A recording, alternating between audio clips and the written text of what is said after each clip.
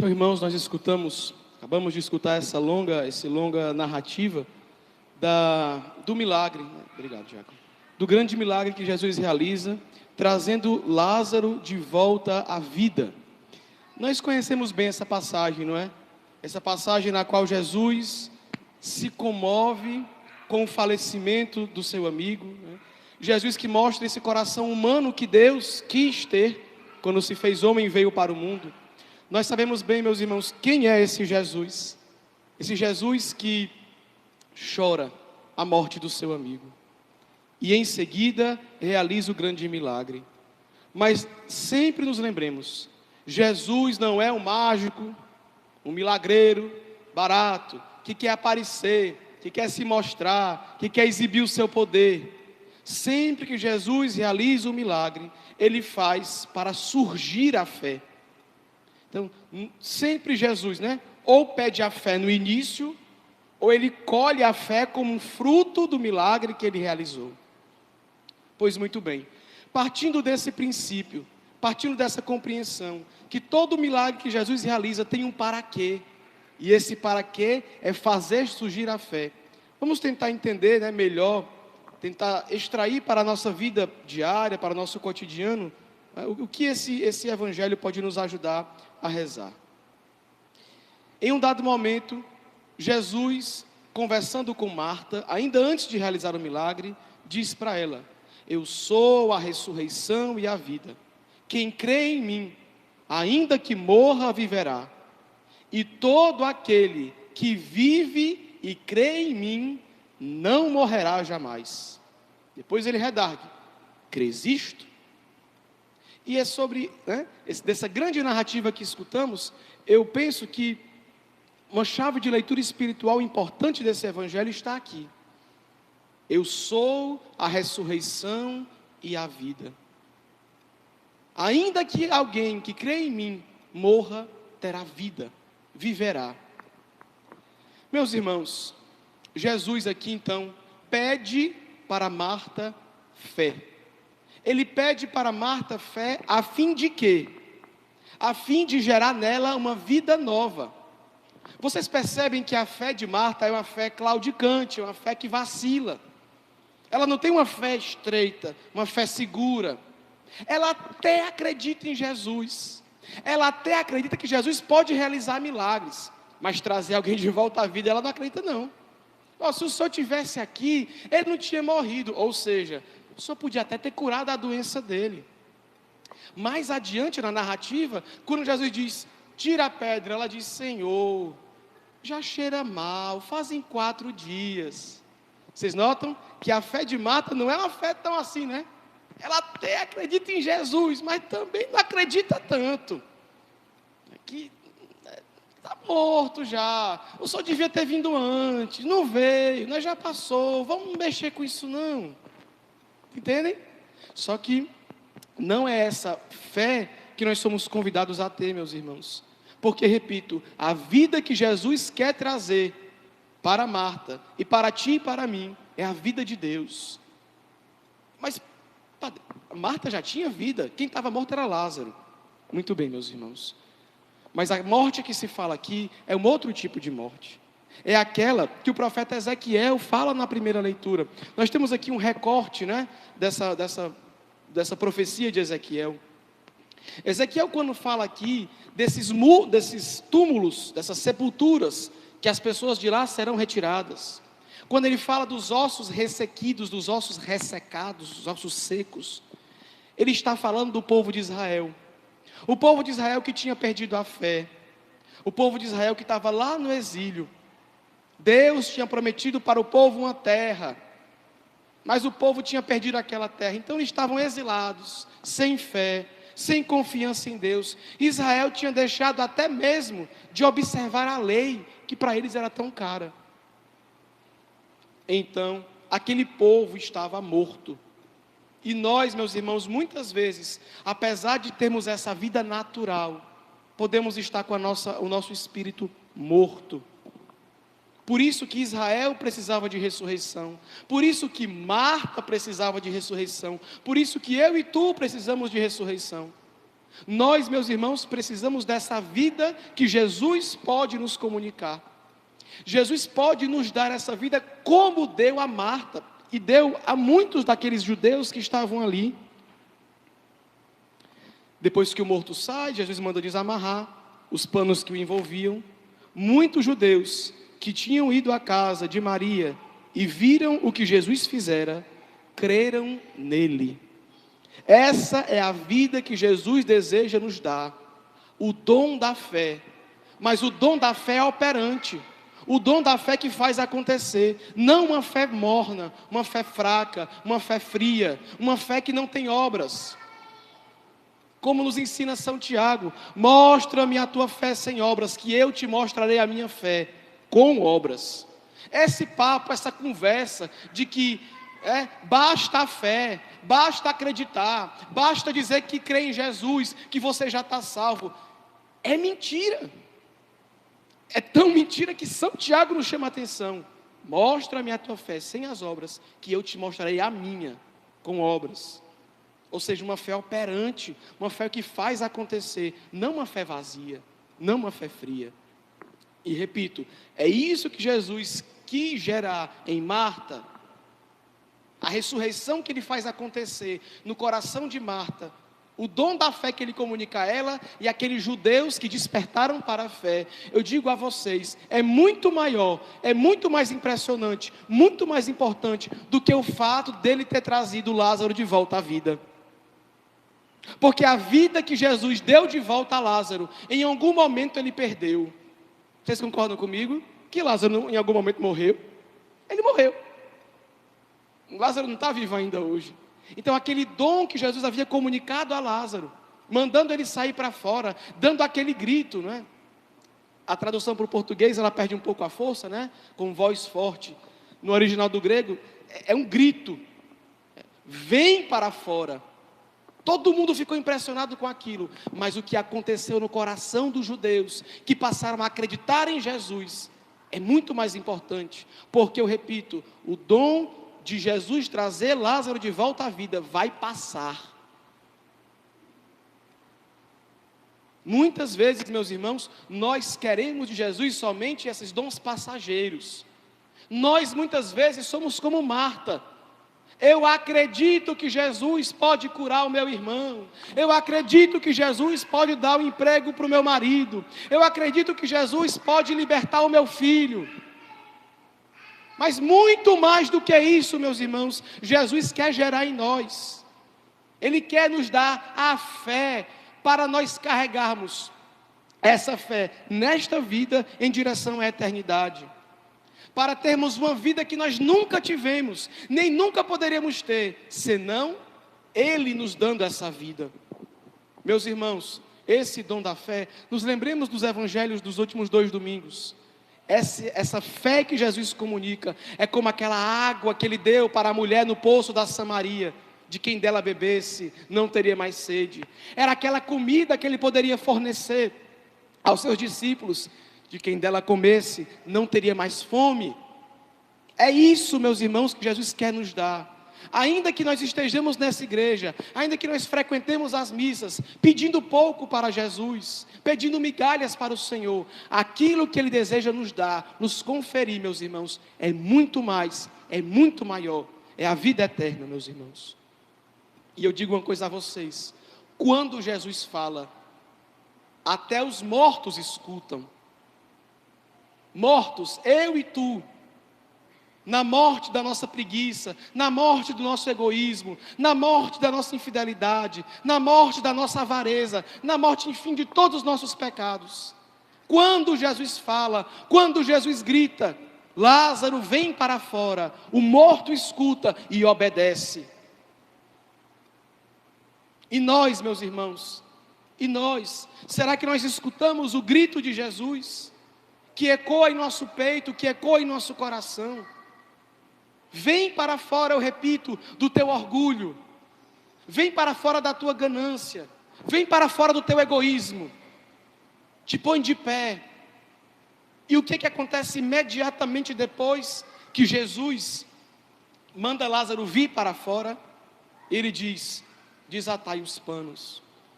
Mais uma vez, mais uma vez, nós recorremos ao grego. Essa palavra desatar, ela é a mesma para absolver, que é aquela palavra que nós escutamos na confissão, quando o padre reza a fórmula de absolvição. Desatar o pecado é perdoar, é tirar o peso. Veja que Lázaro estava vivo, mas estava amarrado, com os panos próprios que os judeus colocavam nos seus defuntos, os panos mortuários. E Lázaro precisou ter esses panos desatados. Muitas vezes, eu repito, meus irmãos, somos nós esses que recebemos o dom do batismo, que recebemos essa vida que Jesus pode nos dar e que de fato nos deu, mas estamos atados, amarrados pelo pecado. E precisamos do dom do perdão, do dom da misericórdia. Precisamos passar pelo confessionário, confessar os nossos pecados e vê-los e tê-los desatados do nosso peito, arrancado do nosso coração e lançados ao inferno, os nossos pecados.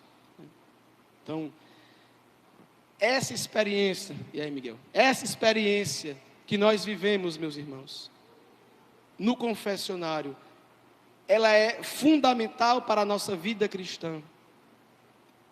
Por quê? Porque se os mortos escutam a voz de Jesus e o obedecem, os nossos pecados, meus irmãos, também são atingidos pela voz de Jesus, também são alcançados pela voz de Jesus e obedecem à sua voz, e saem da nossa vida, e nós podemos viver a vida livre dos verdadeiros filhos de Deus. Então, existe uma vida diferente, a vida de quem crê é diferente, e nós temos que nos perguntar sempre isso: eu vivo como alguém que leva uma vida ressuscitada, uma vida iluminada pela graça de Deus, ou eu estou vivo, mas os meus ossos estão ressequidos, eu estou vencido pelo pecado? Nós sabemos que alguém leva essa vida, quando, como nós escutamos na segunda leitura, os que vivem segundo a carne não podem agradar a Deus. Vós não viveis segundo a carne, mas segundo o Espírito. Se realmente essa água que passou pelas nossas cabeças, que tocou as nossas frontes, a água batismal, nos leva a uma vida espiritual, mas nós podemos escolher levar a vida meramente da carne. Padre, que confuso, o que é isso aí mesmo? Eu tomo de novo o exemplo de Marta. Nós podemos ter uma fé limitada, como era a de Marta, uma fé limitada. Não é essa a fé que nós somos chamados a ter. Os que vivem segundo a carne não podem agradar a Deus. Vós não viveis segundo a carne, mas segundo o Espírito, se realmente o Espírito de Deus mora em vós. E o Espírito de Deus mora em nós. Ontem a nossa paróquia teve a graça de acolher 11 novos católicos, 11 novos cristãos pelo dom do batismo. Cristãos pelo dom do batismo. Eles passaram de uma vida meramente carnal para uma vida espiritual. Mas eu repito aquilo que já disse: é preciso que essa fé seja operativa. É preciso que essa fé aconteça de algum modo em nossas vidas. Então, se o Espírito de Deus habita em nós, se nós fizermos essa passagem da morte para a vida, da morte para o pecado, para a vida da graça, então, essa passagem se manifesta no amor a Deus e no amor aos irmãos. É assim que se comprova alguém que leva a vida de Cristo. O que acontece, meus irmãos, é que muitos não querem pagar o preço que é viver com Cristo, que é levar a vida de Cristo. Eu repito, muitos querem as graças, as bênçãos, as curas, as libertações, e parou por aí. E não mais do que isso. Já está bom. Por quê? Porque vivem na carne. Porque reconhecem o poder de Deus e a ação de Deus nas suas vidas até certo ponto. Até aqui. Passou daqui, deixa eu ver a minha vida do meu jeito. Deixa eu fazer as minhas escolhas. Espera ainda. Mas também não é assim não. Isso aí também é exagero. Isso aí é fanatismo. Não precisa de tudo isso para amar e servir a Deus. E nós vamos nos enganando e levando uma vida enganada. Então, é preciso que nós façamos essa passagem, meus irmãos. É preciso que nós, de fato, escutemos a palavra de Cristo que fala, que grita aos nossos ouvidos, como gritou aos ouvidos de Lázaro. Porque vejam, a primeira obra que Jesus realizou nesse evangelho de hoje foi deixar Lázaro morto. Vocês repararam nisso? Onde Jesus estava? Jerusalém. Para onde ele precisava ir? Que eu acabei de esquecer o nome do lugar.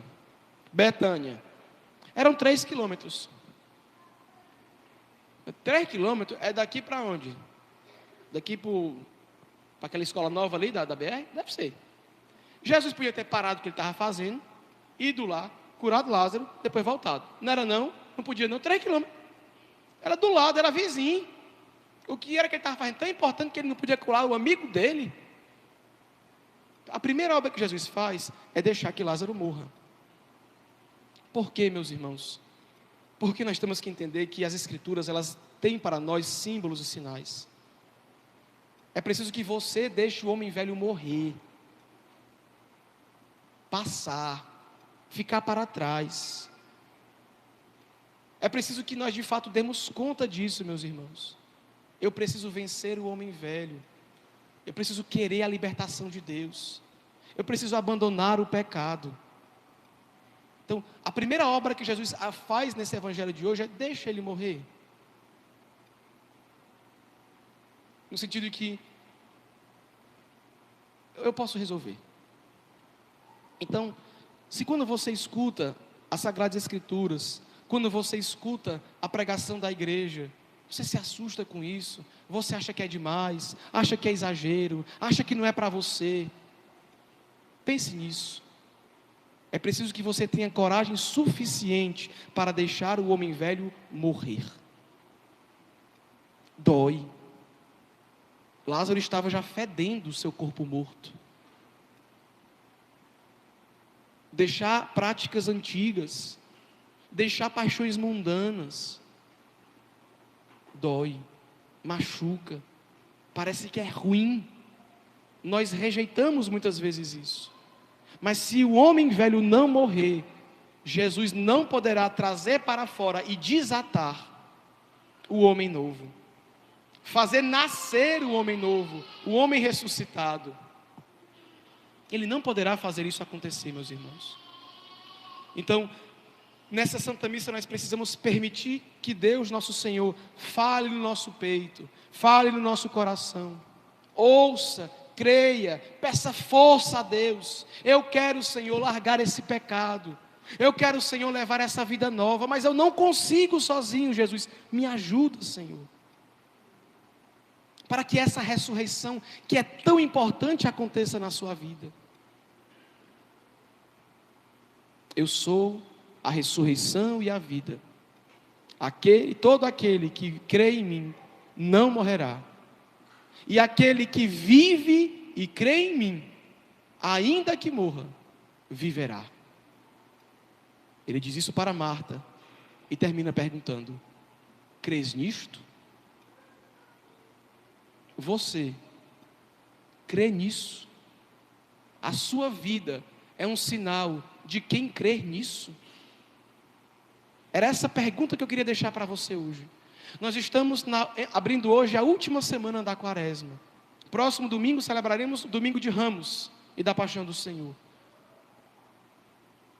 A sua vida é a vida de alguém que crê que aqui é passageiro e que depois daqui de fato é que importa.